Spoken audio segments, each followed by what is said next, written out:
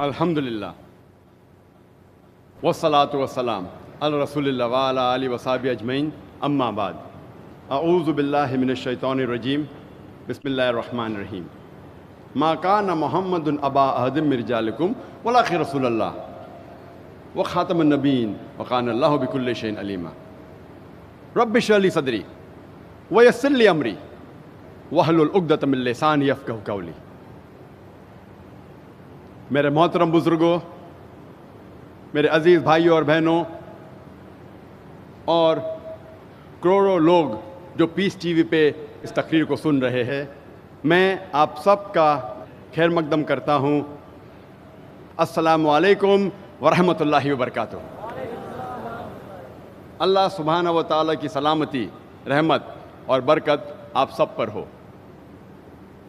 जैसे आप जानते हैं कि अक्सर मैं तकरीर अंग्रेज़ी में करता हूँ, चंद मौक़ों पर कोशिश करता हूँ कि उर्दू या हिंदी में तकरीर करूँ। क्योंकि मेरी तालीम अंग्रेज़ी में हुई है तो ज़ाहिर है कि इस उर्दू और हिंदी तकरीर में मैं काफ़ी गलतियाँ करूँगा। इसीलिए तकरीर के शुरू में ही मैं इन गलतियों के लिए आपसे माज़रत चाहता हूँ और उम्मीद रखता हूँ कि आप इन गलतियों को नज़रअंदाज करेंगे और आप मेरे तकरीर के पैगाम पे तवज्जो देंगे। आज की ये तकरीर बम्बई में मेरी पहली उर्दू तकरीर है। छोटे मोटे तकरीर मैं कर चुका हूँ पहले बम्बई में। इस्लामिक रिसर्च फाउंडेशन की ऑर्गेनाइज्ड ये पहली उर्दू तकरीर है और मैं अल्लाह से दुआ करता हूँ कि ये पैगाम आप तक पहुँचे और जो भी गलतियाँ होंगी वो मेरे तरफ से है और शैतान की तरफ से है, और जो भी हक़ की बात निकलेंगी वो सिर्फ़ अल्लाह सुब्हानहू व तआला की तरफ से है। आज की तकरीर का मौजू है मोहम्मद सल्लल्लाहु अलैहि वसल्लम का ज़िक्र मुख्तलिफ़ मज़हबी किताबों में। अक्सर लोगों को ये गलत फहमी है, गैर मुसलमानों को और कई मुसलमानों को भी, कि इस्लाम एक नया मज़हब है जो 1400 साल पहले वजूद में आया और मोहम्मद सल्लल्लाहु अलैहि वसल्लम इस मज़हब के बानी हैं। इस्लाम एक नया मज़हब नहीं है जो 1400 साल पहले वजूद में आया, बल्कि ये मज़हब तब से है जब से इंसान ने इस ज़मीन पे कदम रखा। और मोहम्मद सल्लल्लाहु अलैहि वसल्लम इस मज़हब के बानी नहीं हैं, लेकिन मोहम्मद सल्लल्लाहु अलैहि वसल्लम अल्लाह सुब्हानहू व तआला के आखिरी भेजे हुए पैगम्बर है। अल्लाह सुब्हानहू व तआला फरमाते हैं कुरान मजीद में, सूरह फातिर में, सूरह नंबर 35 आयत नंबर 24 में, व इम मिन उम्मतिन इल्ला खला फ़ीहा नज़ीर, ये नहीं है कोई कौम जिसमें हमने खबरदार करने वाला नहीं भेजा। अल्लाह सुब्हानहू व तआला फरमाते सूरह रौद में, सूरह नंबर 13 आयत नंबर 7 में, वलिकुल्लि कौमिन हाद, और हर कौम में हमने हिदायत देने वाला भेजा। अगर आप कुरान मजीद पढ़ेंगे, नाम से 25 पैगंबरों का जिक्र किया गया है कुरान मजीद में।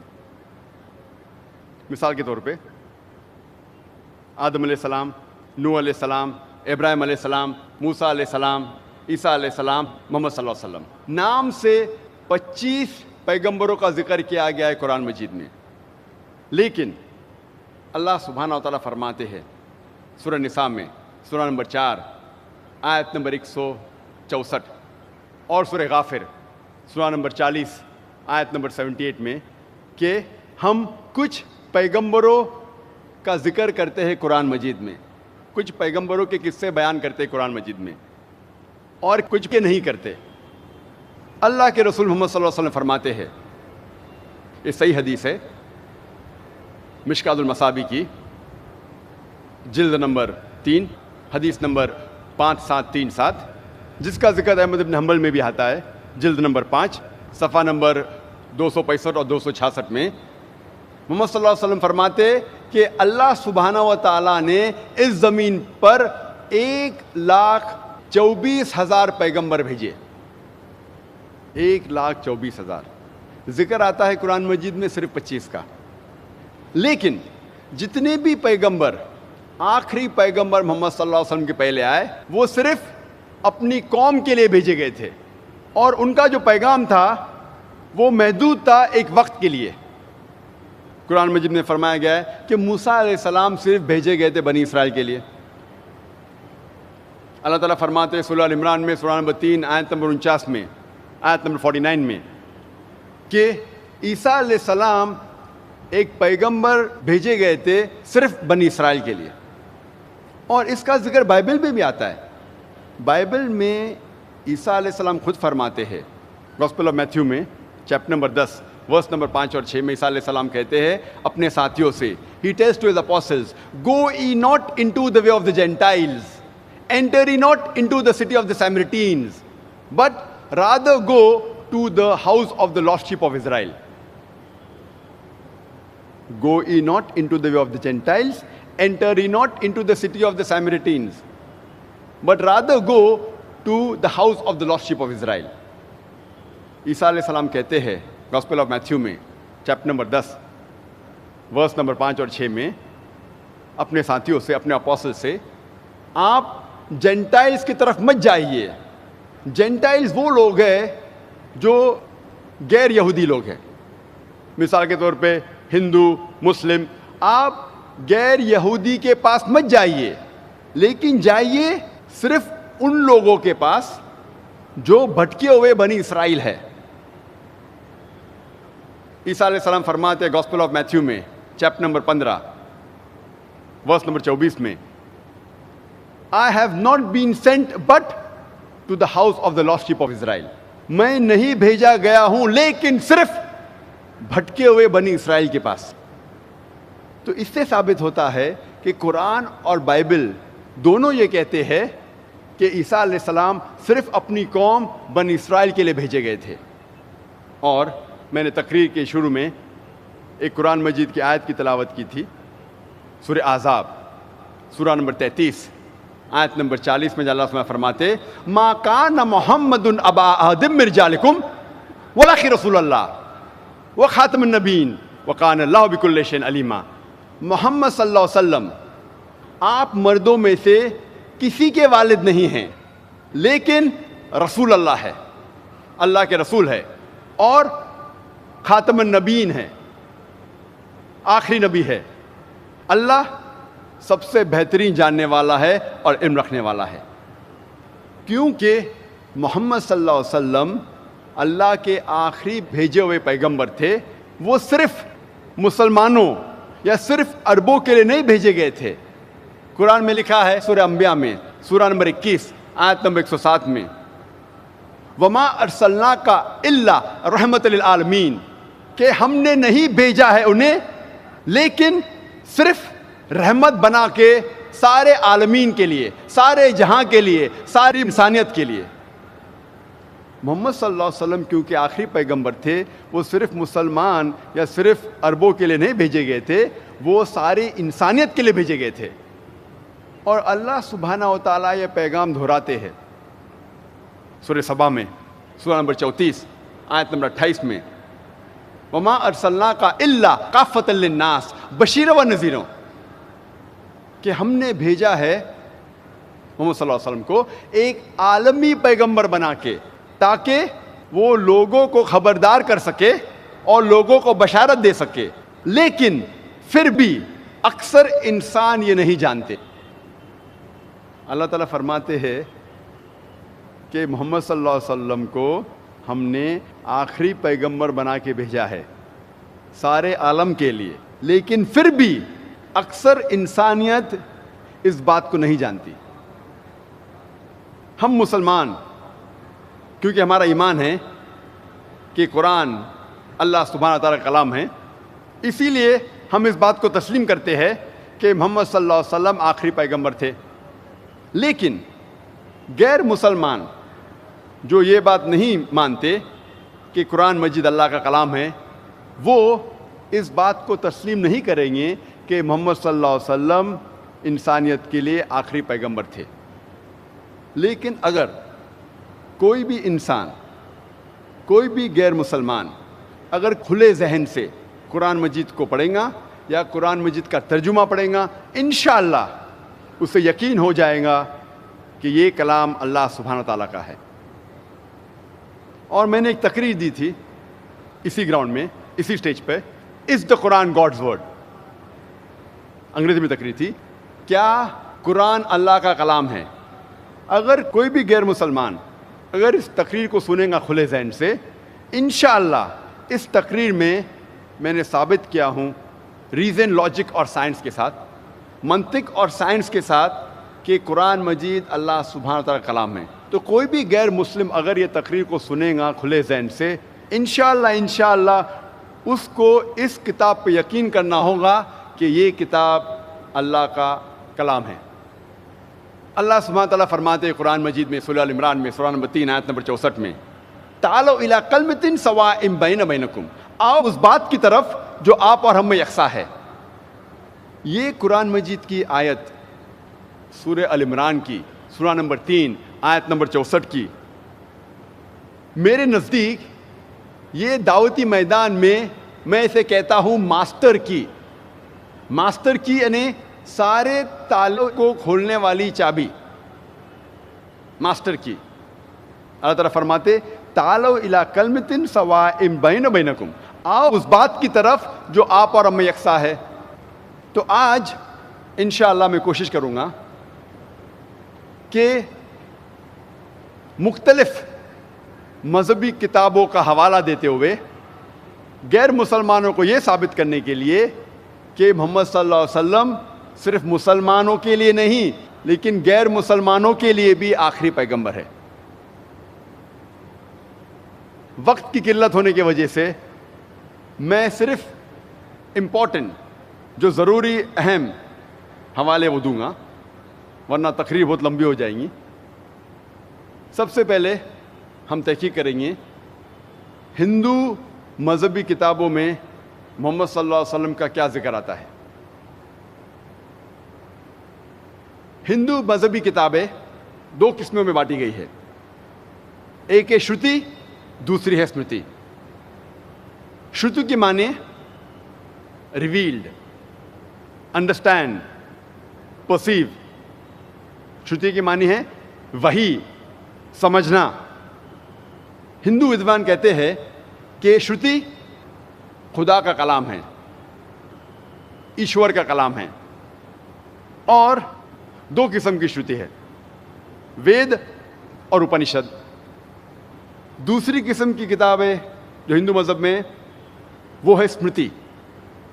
اسمرتی کے معنی ٹو ریممبر، میموری، یاد رکھنا، یادداشت. اسمرتی ہندو ودوان کہتے ہیں یہ ایشور کی کتاب نہیں ہے لیکن انسانوں نے لکھی ہے. اور اسمرتی میں لکھا گیا ہے کس طریقے سے انسان اپنی زندگی جینا چاہیے اس زمین پہ، انفرادی طور پہ، معاشی طور پہ اور عالمی طور پہ. کئی قسم کی اسمرتی ہے. مثال کے طور پہ پراناز ہے، اتہاس ہے، رامائن، مہابھارت، بھگوت گیتا، منوسمرتی وغیرہ. وقت کی قلت ہونے کی وجہ سے صرف جن کتابوں کا میں حوالہ دوں گا اس کے بارے میں اور ڈیٹیل میں بات کروں گا. پہلے قسم کی کتاب جو ہندو مذہب میں ہے وہ ہے شروتی. شروتی جیسے میں نے کہا 2 قسم کی ہے، وید اور اپنشد. وید آتا ہے سنسکرت لفظ ود سے جس کے معنی ہے گیان، علم، نالج. وید 4 قسم کی ہے، رگ وید، یجروید، سام وید اور اتھروا وید. پہلے 3 وید رگ وید، یجروید، سام وید سب سے پہلے وجود میں آئے اور آخری وجود میں آیا اتھروا وید. یہ پہلی 3 وید رگ وید، یجروید، سام وید کو کہتے ہیں ٹرپل سائنسز یا ٹرائی ود، یعنی 3 سائنس کی کتابیں یا 3 علم کی کتابیں، 3 گیان کی کتابیں. ऋग वेद जब आप पढ़ेंगे, इसमें लिखा है सॉन्ग्स ऑफ प्रेजेस, तारीफ के गीत। यजुर्वेद में है सॉन्ग्स ऑफ सैक्रिफाइसेस और सैक्रिफाइसेस फॉर्मूलाज, कुर्बानी के श्लोक्स। सामवेद में है मेलोडी, संगीत। अथर्ववेद में है मैजिकल फॉर्मूलाज, जो चमत्कार के श्लोक है उसके बारे में जिक्र आता है अथर्ववेद में। हिंदू विद्वान में इख्तिलाफ है कि वेद कब वजूद में आया। स्वामी दयानंद सरस्वती के हिसाब से, जो आर्य समाज के बानी हैं, वो कहते हैं वेद 131 करोड़ साल पुरानी किताब है, 1310 मिलियन ईयर्स ओल्ड। लेकिन अक्सर हिंदू विद्वान कहते हैं कि वेद तकरीबन 4000 साल पुरानी किताब है। तो अक्सर हिंदू विद्वान कहते हैं कि वेद तकरीबन 4000 साल पुरानी किताब है, मजहबी किताब है। लेकिन एग्जैक्ट कभी वजूद में आए ये किसी को नहीं पता। हिंदू विद्वान को ये भी नहीं पता कि वेद किस जगह पे पहली बार वजूद में आई, दुनिया के किस इलाके में। हिंदू विद्वान को ये भी नहीं पता कि सबसे पहले कौन से इंसान को मिली, या कौन से संत या कौन से ऋषि को मिली। इतने इख्तिलाफ के बावजूद हिंदू ये मानते हैं कि वेद सबसे ऊंची हिंदू मजहबी किताब है। अगर वेद किसी और हिंदू मजहबी किताब से टकराती है तो हमें मानना चाहिए वेद में सबसे ऊंची। दूसरी किस्म की किताब मैंने कहा कि स्मृति। स्मृति में पुराणास है, इतिहास है। पुराना जैसे हम जानते हैं उर्दू और हिंदी में पुराना मतलब एंशेंट, पुरानी किताब, इसीलिए उसका नाम है पुराना। पुराना में जिक्र आता है किस तरीके से कायनात वजूद में आई, और कहानी किससे है, देव और देवी के। और पुराना को 18 जिल्दों में तकसीम किया था महर्षि व्यास ने, और एक अहम पुराना का नाम है भविष्य पुराना। मोहम्मद सल्लल्लाहु अलैहि वसल्लम का जिक्र करने के पहले हिंदू मजहबी किताब में मैं आपसे ये कहना चाहूँगा, पहले ये हम समझ ले कि अवतार के क्या मानी हैं। ये संस्कृत लफ्ज अवतार आता है अव और त्र से, जिसके मानी है डिसेंड डाउन, नीचे नाजिल होना या नीचे आना। जब आप ऑक्सफोर्ड डिक्शनरी पढ़ते हैं, इसमें लिखा है कि अवतार according to Hindu mythology is the coming down of a deity और अ revered soul in bodily form on the earth. Oxford dictionary के मुताबिक अवतार एक भगवान है या खुदा है जो इंसानी जिस्म में इस ज़मीन पे आता है, ये हिंदू माइथोलॉजी के हिसाब से। तो अवतार के मानी है भगवान खुदा ज़मीन पे आता है इंसान के रूप में या कोई रूप धारण करके। और अक्सर हिंदू अवतार के बारे में जब जिक्र करते हैं वो हवाला देते हैं भगवत गीता का, चैप्टर नंबर 4 श्लोक नंबर 7 से 8, जिसमें लिखा है यदा यदा ही धर्मस्य ग्लानिर्भवति भारता। जब जब जुल्म बढ़ेगा ओ भारता, और जब भी नेकी घटेंगी मैं रूप धारण करूंगा, अच्छाई का साथ देने के लिए और बुराई को तबाह करने के लिए और इस धर्म को कायम करने के लिए। संभवामि युगे युगे, हर युग में मैं रूप धारण करूंगा। ये 2 श्लोक मंत्रा जो भगवत गीता में, इससे आता है अवतार के बारे में। अवतार का जिक्र है भागवत पुराना में भी, खंड 9 अध्याय 24 श्लोक नंबर 56 में, जब जब नेकी घटेंगी और जुल्म बढ़ेगा तब तब मैं रूप धारण करूंगा। تو یہ 2 شلوک کے ذریعے بھگوت پرانا اور بھگوت گیتا کا یہ فلسفہ آتا ہے اوتار کا. لیکن ہم مسلمان ہم اس بات کو نہیں مانتے کہ خدا اللہ سبحانہ و تعالیٰ کوئی انسان کا روپ دھارن کر کے اس زمین پہ آتے ہیں. ہم اس کو نہیں مانتے.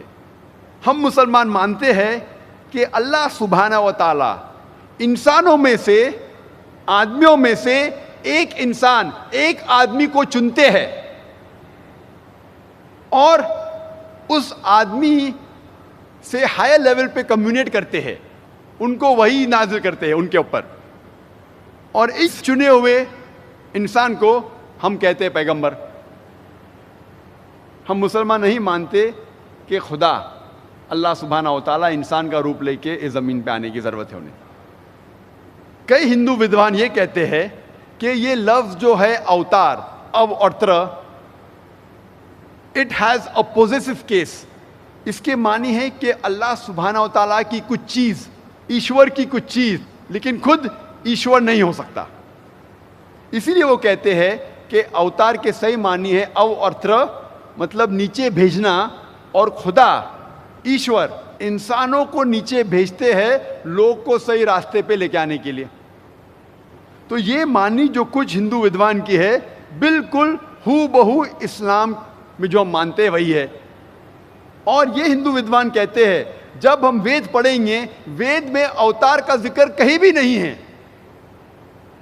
لیکن جب وید پڑھیں گے, اپنشد پڑھیں گے, اوتار کا ذکر نہیں ہے, لیکن وید میں کئی رشی کئی سنت کا ذکر ہے, جس سے ثابت ہوتا ہے کہ ایشور نے کئی انسانوں کو بھیجے لوگ کو صحیح راستے پہ لے کے آنے کے لیے.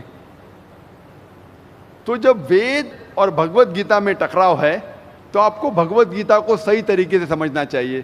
جب ہم بھگوت گیتا اور پرانا کو صحیح طریقے سے سمجھتے ہیں, ہمیں پتہ لگتا ہے کہ 2 شلوک میں نے پڑھا, اس کے صحیح معنی ہے کہ جب بھی ظلم بڑھتا ہے اس زمین پہ اور جب بھی نیکی گھٹتی ہے تو ایشور پیغمبروں کو بھیجتا ہے اس زمین پر. اس میں ہم مسلمانوں کو کوئی گلا شکوہ نہیں. ہو بہو اسلام جس چیز کو مانتا ہے وہ اس کو مانتا ہے. اور جب ہم تحقیق کرتے ہیں تو پتہ لگتا ہے کہ ہندو مذہبی کتابوں میں سینکڑوں جگہ محمد صلی اللہ علیہ وسلم کا ذکر ہے. پہلے ہم دیکھیں گے پرانا میں محمد صلی اللہ علیہ وسلم کے بارے میں کیا لکھا ہے. لکھا ہے بھوشیہ پرانا میں پرو 3 کھنڈ 3 ادھیے 3 شلوکات 5 سے 8 تک. اس میں لکھا ہے کیا ایک ملیچا آئے گا جو ریگستان سے آئے گا اپنے ساتھیوں کے ساتھ, اور اس کا نام ہوگا محمد صلی اللہ علیہ وسلم. اور راجا بھوج اس مہادیو عرب کو اس کا استقبال کریں گے اور اس کو پنچ گرہ میں نہلائیں گے اور عزت کے ساتھ اسے تحفہ دیں گے اور کہیں گے کہ آپ انسانیت کے لیے ایک مثال ہے اور انسانیت کے لیے رحمت ہے, اور آپ نے ایک بڑی تعداد میں اچھے لوگ کو اکٹھا کیے تاکہ آپ دشمنوں کو ختم کر سکیں. جب یہ پڑھتے بھوشیہ پرانا پرو 3 کھنڈ 3 ادھیے 3 شلوکات 5 سے 8, اس میں لکھا ہوا ہے کہ ایک ملیچا آئے گا.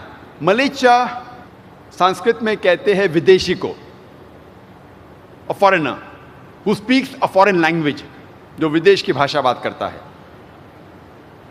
یہ شخص کا نام ہے محمد صلی اللہ علیہ وسلم, اور یہ شخص آئے گا مروستھل سے. مروستھل سنسکرت میں جب ہم ترجمہ کریں گے اس کے معنی ہے ریگستان, a desert, a sandy track. وہ آئے گا اپنے ساتھیوں کے ساتھ, اور ہم جانتے ہیں محمد صلی اللہ علیہ وسلم کے کئی صحابہ تھے.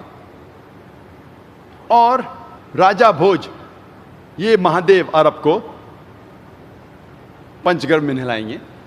پنچ گرھ میں نہلانا کے معنی یہ نہیں کہ گنگا میں ڈبکی لینا, لیکن ہندوؤں کا یہ ماننا ہے کہ پنچ گرھ میں گنگا میں نہلائیں گے مطلب آپ پاک ہو جاتے ہیں.